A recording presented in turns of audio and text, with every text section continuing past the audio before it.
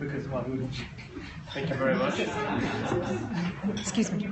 See you on the other side. A small but perfectly formed audience this morning, and we're extremely lucky to have Mark and Munni, who have interrupted their UK appearance to come here to talk at an Engage for Change breakfast. And Mark and I go back a ways, about 10 plus years, actually, no, plus actually, a bit more than that. We worked briefly together at the Engage group, and subsequent to that, you went off together to India and have forged a fabulous company out there.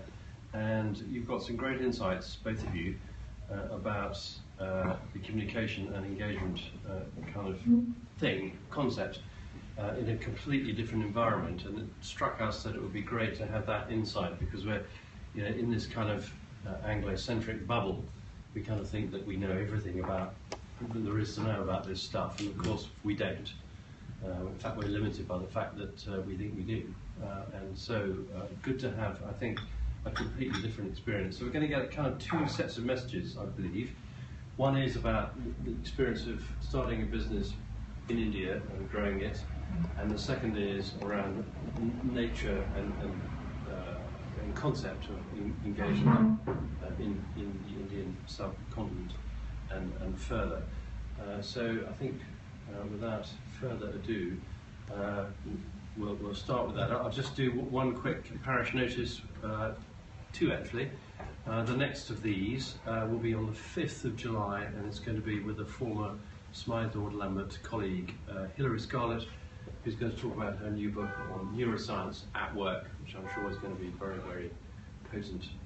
And then in early September, Samir and I will do something on participative strategy. We've just done a project together at Blue Cross, and that's kind of our sort of main staple of what we do is participative strategy. And that was a great experience, which we really enjoyed, and we'd love to have sort of Klaus to come and sort of co-present, them taking the lead obviously, so that will happen in September. And we've got lots of other things lined up for further breakfasts as well. With that,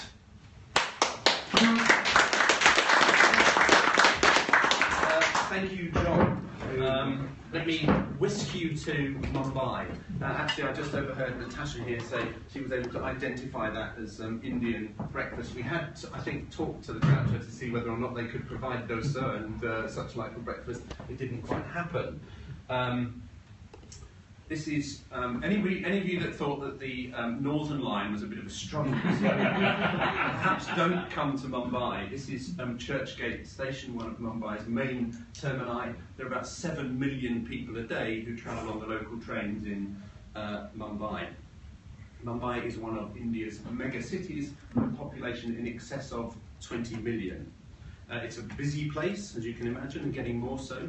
The population of Mumbai has more than doubled in the last 25 years. Every month, tens of thousands of people arrive in the city in search of jobs, opportunity, and a better life. And of course, better is a sort of rather subjective idea. Mumbai will, by 2020, be the most populous place on the planet. So it's busy, there's no peace or tranquility to be had.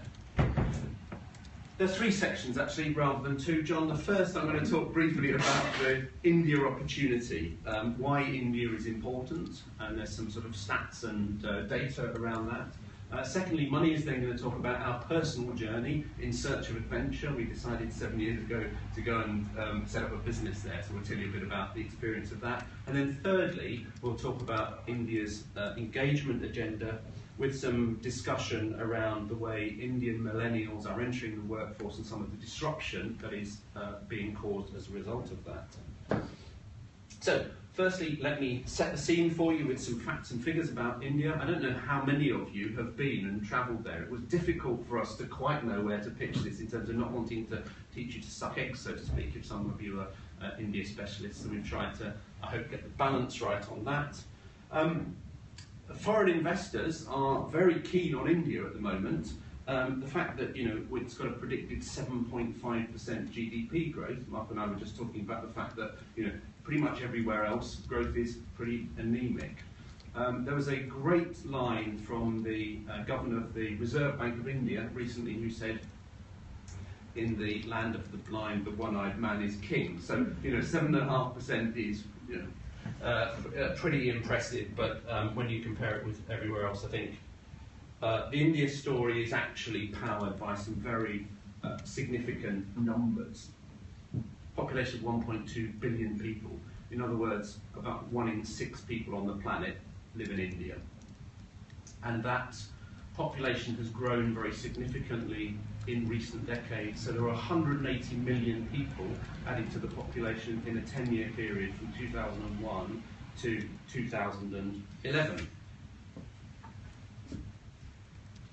It's a young country. 65% of Indians are under 35. 365 million Indians are aged between the ages of 10 and 24. 60. Median age is 27, which compares to a very high 47 in Japan, I think about 39 in the UK. Yeah? So it's a young country. Life expectancy has dramatically changed in the years since independence, when it sat at a rather measly 32 years and now up to 66 years. There's significant transformation there in terms of people's life expectancy and quality of life. So unlike Western nations with ageing populations and pensions crises to contend with, India has this demographic dividend, a bulge of the number of young people entering the workforce. There are in fact 1 million Indians who enter the workforce every month. Now, in the West, we typically use the phrase "a million" for effect. There were like 1 million people there.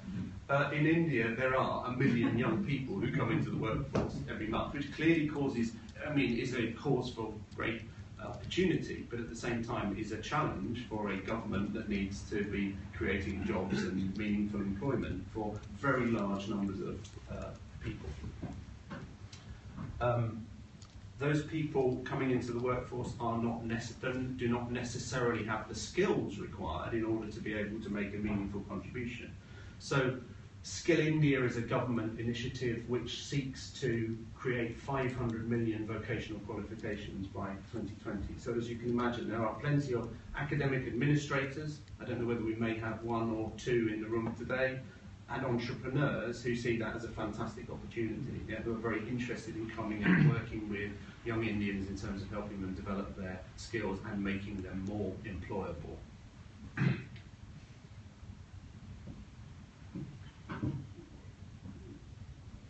The influx of these young people into the workforce is one of the contributors to the rise of India's urban middle class. Deloitte, the consultant, suggests that by 2030, India's middle class will have surpassed both the US and China and have an aggregated consumer spend of $13 trillion. So it's a pretty big market. India's rapidly growing middle class has aspirations and rising incomes, and it's driving demand for a host of infrastructure, products and services. There's a vast appetite for education, for financial services, for smartphones, for cars, for flat screen TVs, designer brands, fast food, online shopping. The boom in mobile phones has been one of the really big stories in India over the last few years. In March 2009, which was about the time that Munni and I moved to India, there were 391 mobile phone subscribers. In the last date, where we've got some actual tested numbers, are 996 million mobile phone users, but that has now crossed 1 billion. Yeah? And Mark and I were saying, that's something which, over breakfast, that's something which has been transformative in the way in which it connects people and facilitates their communications and their purchasing and such like. And in a sense, what's happened is that people have skipped, if you like, the desktop era that we went through, and mobile is their way of connecting to the world. 204 million smartphones, apparently, the world's second largest smartphone market after China. A couple of other points to consider as we set the scene. McKinsey believes that 40% of global growth over the next 20 years is going to come from 400 cities in emerging markets, and lots of those are in India. And lots of those are places that you have probably not heard of before. what are called Tier 2 cities, places like Pune and Rajkot and Nagpur and Baroda and Srinagar, and places like Bhubaneswar, which you probably can't pronounce nor spell. But these are the places which are driving India's growth over the coming decades. Clearly, India matters economically now and in the decades to come. One final stop on our overview of India and why it's important. The World Bank publishes annual data around ease of doing business. The government which came to power in 2014 has made improving ease of doing business one of its kind of key measures of success. Unfortunately, the story is rather sort of sad. India currently ranks 130th out of 189 countries in terms of its ease of doing business. It has leapt 4 places since 2015. There are a whole sort of range of different numbers which go into making up that final positioning, but you can see construction permits, for example, is 183rd out of 189. At the other end of the spectrum, it ranks 8th when it comes to protection of minority investors, but I would say that's an outlier really, rather than being the main theme of things there. As I say, the current government can claim some credit for making it easier to establish a company, a process that we went through in 2011. It was frustrating, time-consuming, ball ache, I think would be an appropriate way of saying it, a distraction. But I think it's an indication of what a complex and in some ways contradictory, but at the same time sometimes rather enchanting and certainly dynamic market India is. So as I said, 7 years ago we decided that with 2 small children we would leave leafy Islington and go and live in leafy Bandra, which is a suburb in the west of Mumbai. So Munni is going to talk to us a bit about that experience of why we decided to go and what we've spent our time doing in India over the last 7 years. Thank you. So I'm going to give you a little glimpse of life of living and working in India. There were 2 things that made our decision to move there. Firstly, my parents were born in India. My father migrated to Africa in the 1950s, and I was born in Uganda a decade later. I moved to England aged 5, and I spent occasional summer holidays in India, and a year thereafter I graduated, but most of my life was very much in England, so it's a classic migrant story. I wanted my children to have some understanding of the Indian side of their heritage, to be able to speak the language, to know their cousins. Given that the importance that India will have in coming decades in their lifetime, we thought that these, were important things that they should be familiar with. So there's some family connections and a desire to have an adventure and spend some time there. And in the days of the Raj, where the Britishers would send their children back to England to study, we decided to do it the other way round and study in India. I have to say that my father would probably be turning in his pot had he known that, he spent all his life and energies to make a life for us, in somewhere very nice in England, and I've voluntarily chosen to go back. But that's the daughter he raised. So the second motivation was a business case. There was a marked shift of economic power from west to east, and it presented some interesting trends. Mark and I both worked in corporate communications, and increasingly the work we did had an emerging market dimension. And in late 2007 and 2008, there was a lot of talk about brick economies. We all know about that now. And it's interesting that Tata Steel has been in the news recently. Tata Steel's acquisition of Chorus nearly 10 years ago was one of the triggers for our decision. Chorus was then a client, and then it was put up for sale. And we saw that change of ownership at first hand from the inside, as it were. And it sparked that idea that, maybe there's an opportunity somewhere like India.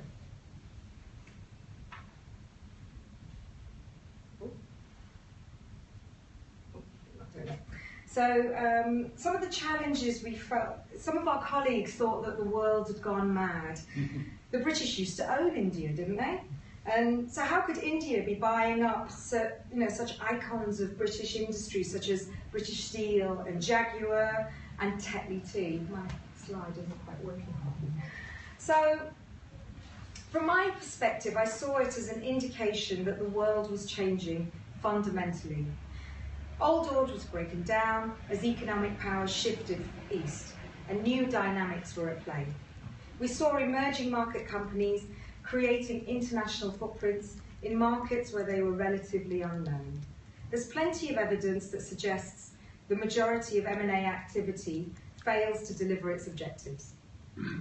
When the deals are cross-border and cross-cultural, there's plenty of potential for misunderstanding, lots of cultural differences to be bridged, and lots of work for communicators.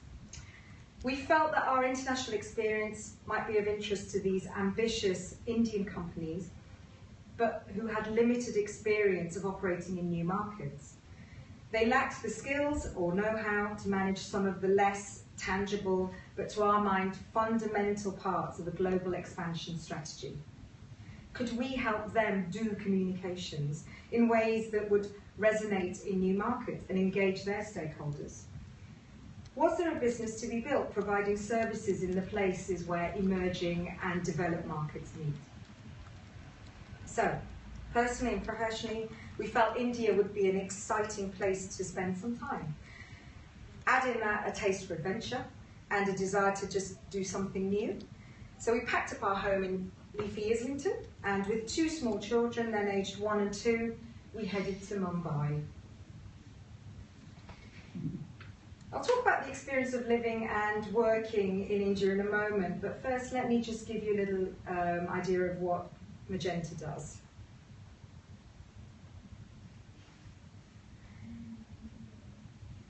The first we saw is the opportunity that I've described. We provide brand and communication support to globalizing Indian companies. We work with blue chip Indian companies that are in some cross-border activity. As we originally thought, they value our international experience. The fact that we know what good looks like in a global context. The second is the cost arbitrage. We can employ talented people in India at a fraction of the cost. We've taken the principles of business process outsourcing and applied them to the world of creative services. We're pioneering a new agency model that allows our clients to benefit from India's lower costs. One thing we hadn't considered initially was that by living and working in India, we'd create valuable networks and acquire knowledge and build resources that would appeal to other people interested in India. So we now also have multinational clients who value our blend of Indian companies, Indian capabilities, and international experience. So let's talk about living and working in India. So you might imagine that as a woman of Indian origin, it's relatively easy for me to live in India. But the reality is much more complicated. My Indianness allows the practicalities of a long-term visa, so I can come and go as I please. By marriage, Mark is also officially Indian, so we can own a business, we can buy property, we can do most things that most Indians can do, barring voting and buying agricultural land, but that's fine. But India has what I would describe as a dysfunctional relationship with women. Women are at once a goddess and domestic slaves. Life givers and chattels whose identity is defined by their relationship with male relatives, whether by birth or by marriage. An Indian woman still needs documentation from a husband or a father in order to open a bank account or to apply for a passport. All manner of assumptions are made about me. I remember an early meeting when we were setting up and we were looking for print suppliers, and I was asking a potential printer some quite technical questions, and he was giving all of the answers to my male, not Margaret, my male but much less knowledgeable colleague, simply because why would I know any answers? And at networking events, I'm quite often the only female. And many Indians, both men and women, some of them in my own extended family, can't quite accept that I play an equal role in the business. You know, they assume that I'm working for Mark, and that I am there to do a little bit of light admin or to check the decor. You know, it's still a wall I have to break down. For me, to choose not to attend a school open day in favour of going to a business meeting is also seen as me not acting as a respectable woman. Something Mark is happily excused of quite regularly, and I often have to turn to my inner goddess. But things are changing, albeit slowly. Increasing numbers of women are moving into boardrooms. ICICI Bank, Facebook, Pyramid, and others all have women in senior executive roles. So the scenario is changing. And part of India's engagement agenda has to make better use of its female population to empower its women and to unlock their latent potential. India is socially complex, and multiple factors such as gender, language, caste, ethnicity and employment all impact social standing and relationships within family, community and workplace. In India, decision-making is often a group exercise, and we have to contend with all sorts of lateral thinking and implications that wouldn't come up in a Western environment. These are assumptions about what constitutes professional behaviour. Social psychologist Geert Hofstede compared national cultures using various dimensions, scoring them on a scale of 1 to 100. And I find these are helpful when it comes to understanding the Indian context. This is a picture of the beautiful Four Seasons Hotel in Midtown Mumbai, and right next to it you can see a slum. So India has what Hofstede termed a high power distance. So this measures social inequality and reflects a highly hierarchical society with huge inequalities in influence and wealth. And it also measures the degree to which society accepts these as the norm. In India, respect is based on age and professional seniority rather than proficiency. The use of sir or ma'am is a normal form of address, and I remember in the early days I would often be looking over my shoulder and then realising they're referring to me. Decision making can become torturous as it goes up and down and across and round an organisation, and you know, in much more a long-winded way than you would expect in a more flatter Western organisation. So the potential for misunderstanding is magnified. Long-term orientation. This is another of Hofstede's measures, and it considers whether people live for today or defer gratification to tomorrow. In India, thrift, saving, and educational excellence are encouraged, and therefore it scores very highly on this. And an interesting manifestation is the Hindu conviction in karma, the fatalistic belief in reincarnation, and it can have unusual manifestations, which we'll discuss later. We mentioned India's 1 billion mobile subscribers. India's love affair with mobile phones and social media is a phenomenon and is creating a lot of interest from investors, both domestic and foreign. As well as the scale of opportunity, there's a flip side that demonstrates the problems that come with scale and the fact that interactions in India are largely premised on a lack of trust.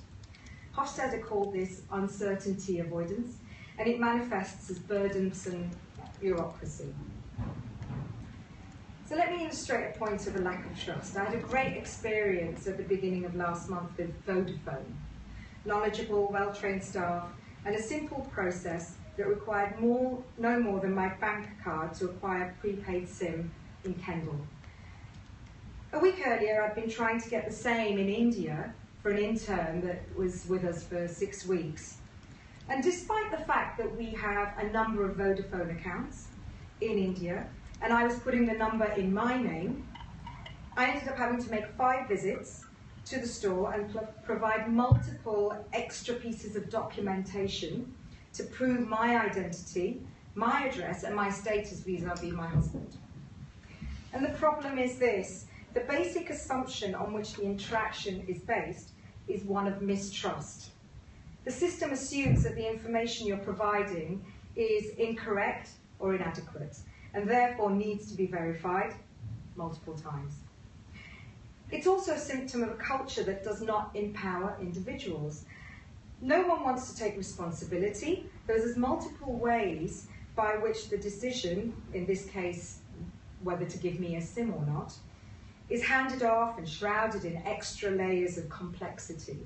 And in the case of the SIM card, that transaction, which should have been, as my experience in Kendal showed, very simple, is made relatively more complex 1 billion times over. So the same problem exists in multiple spheres of life, from banking to utility services to driving licenses and rental agreements.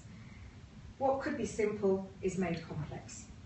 And these become the hidden costs of doing business in India.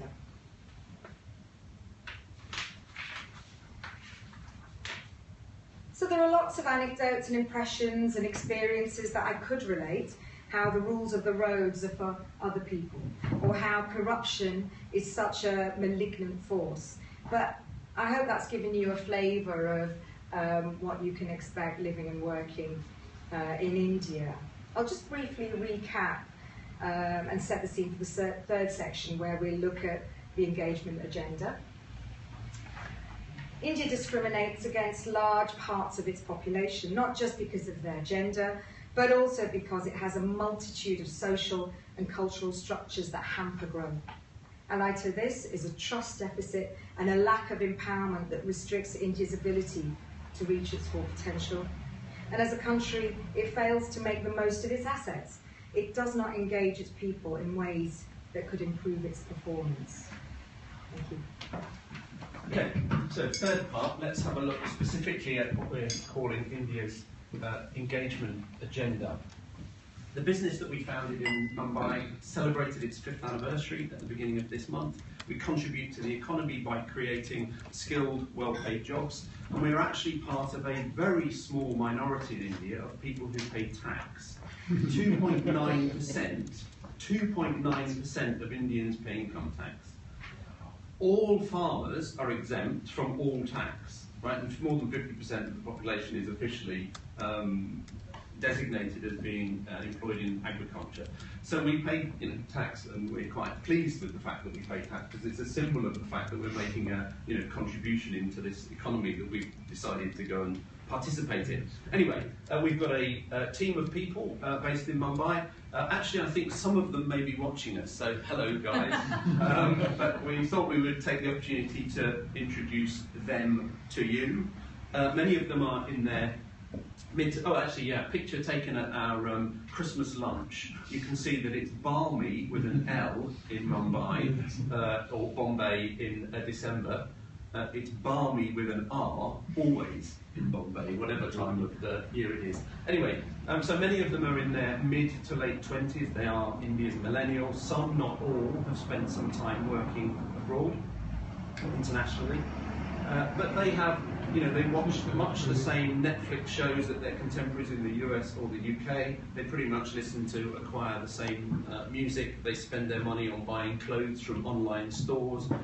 They eat and drink in Mumbai's hotspots. They go to music festivals, and they buy technology. I'm the dinosaur in the room with my iPhone 5, 2-year-old iPhone 5. They've all got much swankier phones than me.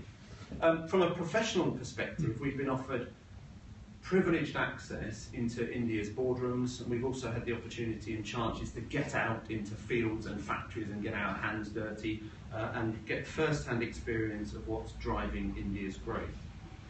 We've had a chance to see India's transformation firsthand. We very briefly mentioned the government that came into power in 2014. I think it's worth actually just for a moment reflecting on the election that they won in 2014. Narendra Modi was elected as Prime Minister with an unprecedented landslide. It was the first time that a non-Congress party had an outright majority in independent India.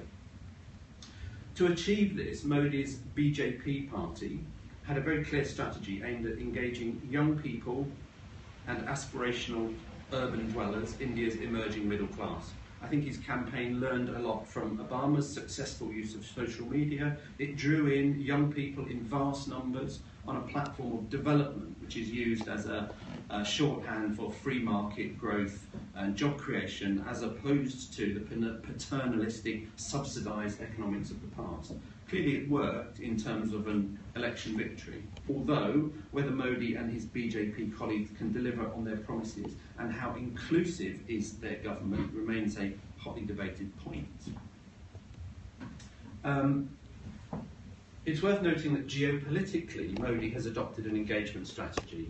He surprised many by welcoming Pakistan's Premier Nawaz Sharif to his swearing-in ceremony, and Modi then became the first Indian leader for more than a decade to visit Pakistan when he went there on Christmas Day in 2015. The relationship has historically been one of sabre-rattling rather than détente, and a policy of engagement, I think, is a significant and encouraging departure.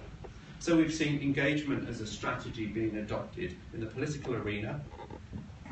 It's also being tested in the business world. Engagement is a business issue for executives, managers and team leaders in India in a way that it was not 5 or 7 years ago. Yeah? It's becoming part of the lexicon of business, so as branding and communications professionals, we're better understood when we go and speak about engagement than we were when we first began working in India. There's an increasing amount of thinking about engagement in an Indian context, and a body of work is emerging, some of it academic, some of it India-specific, and some of it comparative. We feel that we have a perspective to contribute to that, so alongside the day-to-day work of running an agency, we're also allocating some time to interviewing people, thinking through and writing about the engagement agenda in India. Let me put into perspective the changes taking place. I think in the West we've become accustomed to waves of sometimes disruptive social, economic and cultural change. The social and economic revolutions of the 60s, 70s and to some degree 80s and 90s set the scene for Gen Xers and millennials, for whom change has been a fact of life. India, on the other hand, has essentially experienced 2 moments of social change in the past century. The first was independence in 1947. Salman Rushdie called those Indians who were born at independence midnight's children. They and their children, who came of age in the latter part of the 20th century, grew up in a period of scarcity, austerity, low growth. Their life choices and options were severely restricted. The chance to emigrate was a dream for many, and in many ways the UK, along with other countries, benefited from that as some of the best minds decided to leave India. But of course, the country itself was deprived of great assets in that process. The second moment was in 1991, when economic liberalisation began.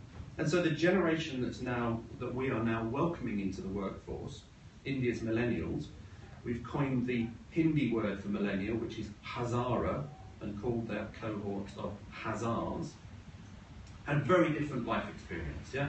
A multitude of changes are taking place simultaneously. We've got mass urbanisation, which is changing the landscape. More affluent urban dwellers are much more likely to live in nuclear families rather than to live in big, extended, or what are known as joint families. Urban women are much more likely to work outside of the home. And what you've seen is that an increasing number of foreign-educated Indians have come back to India, some of them having spent perhaps a decade in the US or the UK, and whereas their parents' generation would have seen that as a one-way ticket to a better life, actually lots of them are coming back and investing their time in businesses or working in India. Digital technology means India is connected to the rest of the world in a way that has never been the case before. the delta of change is significant and I think unique. So our starting point has been to look at the impact of millennials in the workplace. But as you can see, it's by no means the only. It is by no means the only change to consider in a country that's transforming rapidly on many fronts.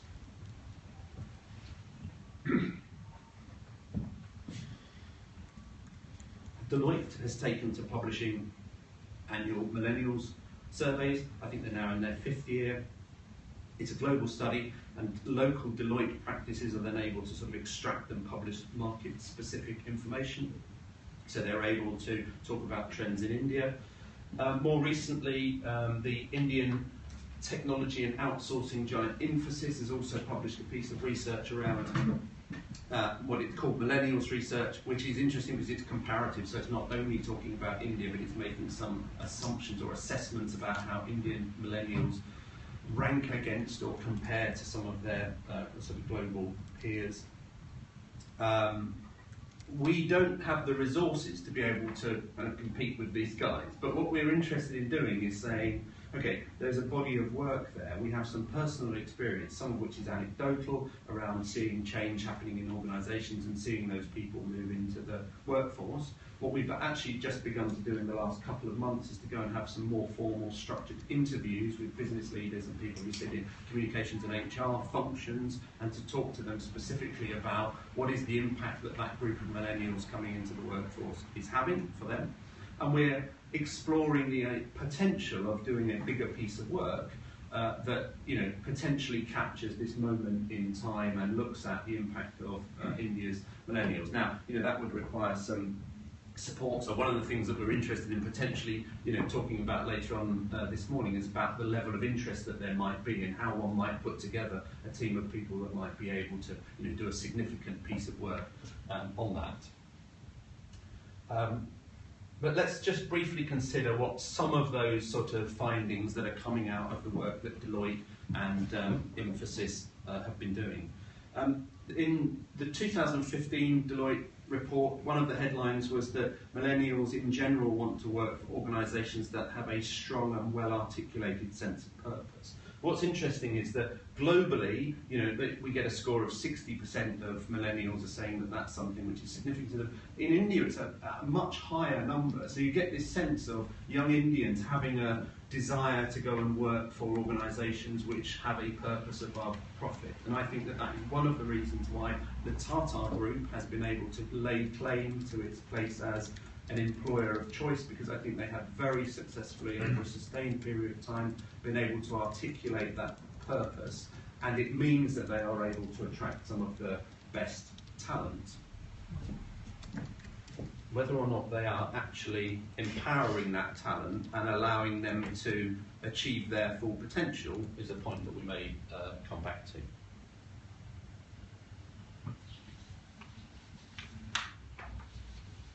But at the same time, the business leaders that we speak to add a note of caution. Don't overestimate purpose as a driver for young people's decision making. They say to us, brand recognition is a powerful influencer in a country that's increasingly brand conscious.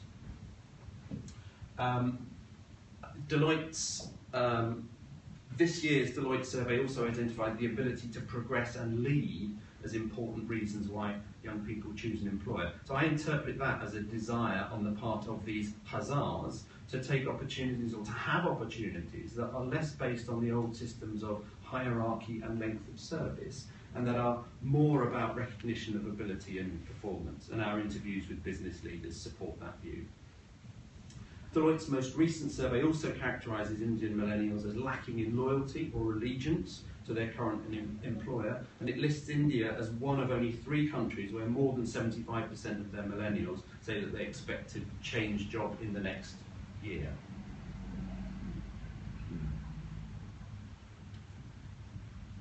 One of the things that interests us is the degree to which India's millennials share characteristics with their peer groups in other parts of the world. So Infosys research that compares young people across markets I think is useful.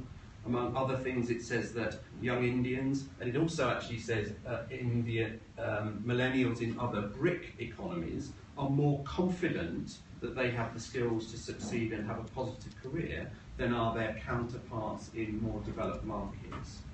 Now, there is certainly a level of confidence which is exuded by young Indians. I have to say that I think that Infosys's interpretation of that is somewhat wishful thinking. The HR managers that we meet in multinationals that have got significant numbers of people employed in India will tell us that their Indian cohorts are less confident and less capable of operating in a global environment than are their peers from other more developed markets. But Infosys also suggests that of all markets it considered, Indians were most likely to want to work for large organisations and least likely to want to work for themselves, and it describes a conservative workplace mindset, a risk-averse cohort of Indians. And these are not characteristics that one would ascribe to their Western counterparts in more developed markets, I think. So I think there are some differences in terms of how one needs to think about their ability and their approach to the workplace. India's workplaces are, it must be said, in general, conservative, hierarchical, bureaucratic and slow-moving. Our experience suggests that there are some significant changes happening.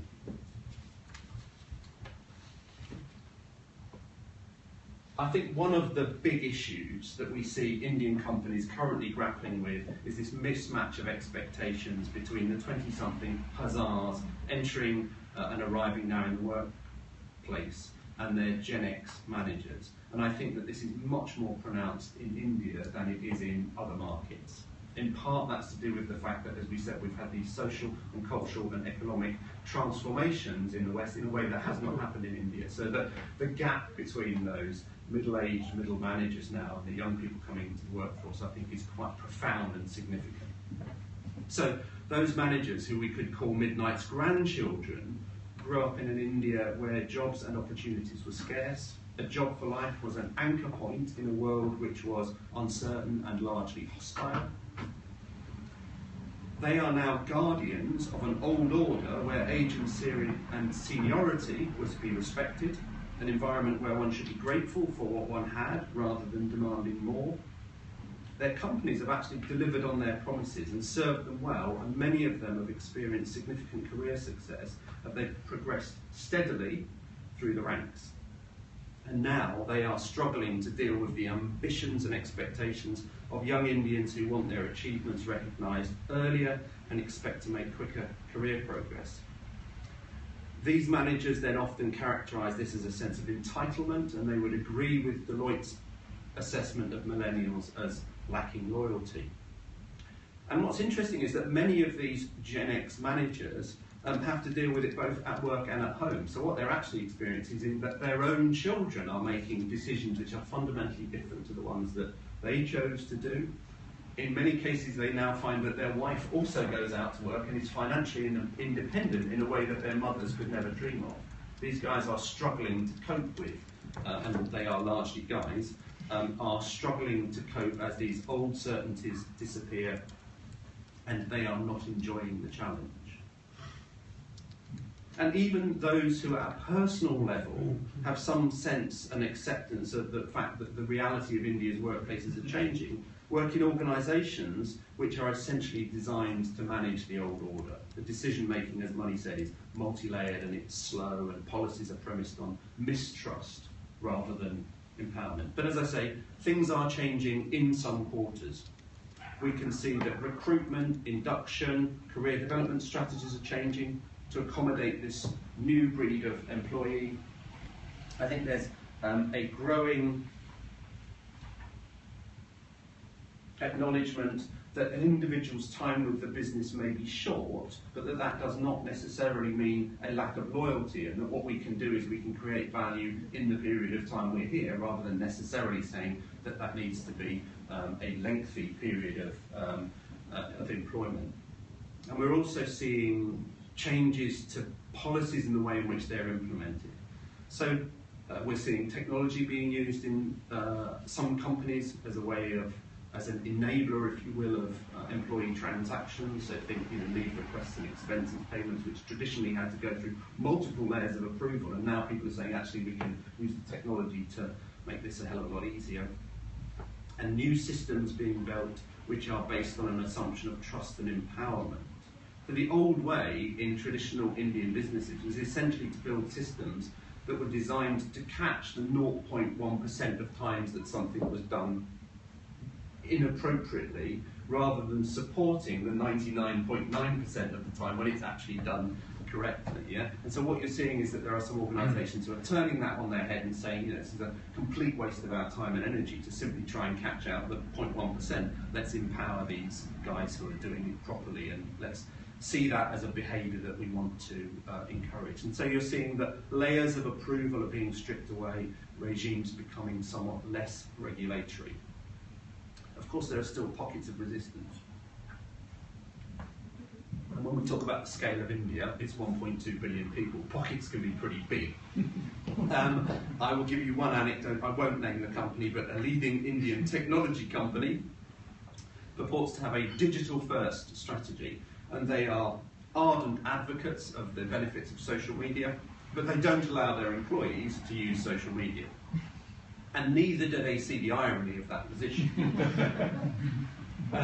However, you are seeing enlightened HR functions who are working to support managers through this change, to help them let go of old systems with their reassuring certainties, and to recognise the benefits that can come from looser regulation, greater trust, a willingness to let people be responsible for their own decisions and destinies. And for us, being able to play a part and see firsthand those transitions is one of the great opportunities that India presents at this moment in time. I'll leave you with one anecdote that perhaps sums up the unique challenge that is India. Very early on in our tenure in India, I had a conversation with a senior learning and development professional. She worked in an ambitious and globalizing Indian conglomerate. She spent significant time in international markets and chosen to go back to India. And she was explaining to me the difficulties of introducing a performance management system in a country where most of the population is Hindu and believes in reincarnation. You'll recall Munni's point earlier about this idea of uncertainty avoidance. The sense, she said, was that we're currently in just one phase of an eternal cycle, and that what happens in this life is largely determined by what happened in a previous life. A belief that what happens to me is essentially preordained. It militates against any sense of agency or immediacy. If I don't achieve it in this life, fine, maybe in the next one, or the one after that. And I return to that story and anecdote regularly in order, just from a personal perspective, to give a framework and a context to some of the stuff that we deal with professionally, socially, in terms of understanding why India is such a complex, frustrating, but at times enchanting place to live and work. Anyway, I hope that's given you a bit of a flavour about the sort of stuff that we've been involved in. And we'd be very happy to open up and look for some questions and discussion. Well, thank you. You can tell the